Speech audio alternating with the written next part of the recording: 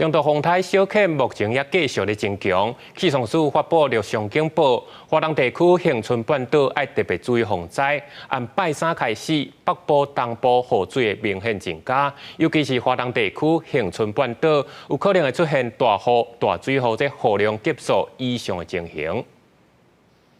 中度风台小犬的强度继续在增强。11点时，风台已经来到高原片东南东风440公里的海面上，继续往西北的方向接近咱东南边的海面。气象署伫中昼发布热上警报，华东地区、恒春半岛拢伫警戒区，要特别注意防灾。风台拍算会对东南部到巴士海峡之间通过。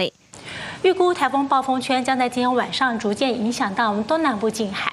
明天清晨到上午这段时间，逐渐影响到我们东南部的陆地。北部、东北部从今天晚上下半天开始陆续下雨以后，在北部来说，未来几天断续会下雨，而东北部、宜兰地区甚至花东、恒春，从明天一早开始，它的降雨就越来越明显。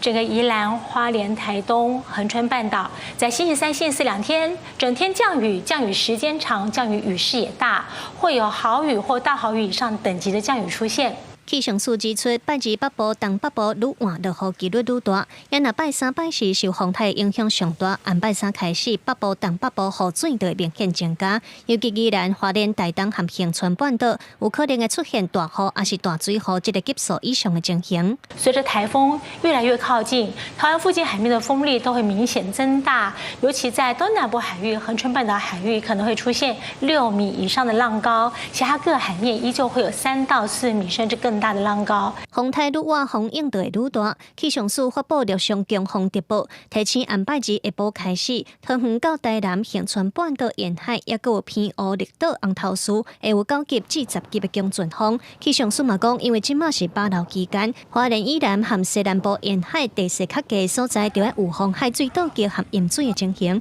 记者卢尚如、郑俊佑台北报道。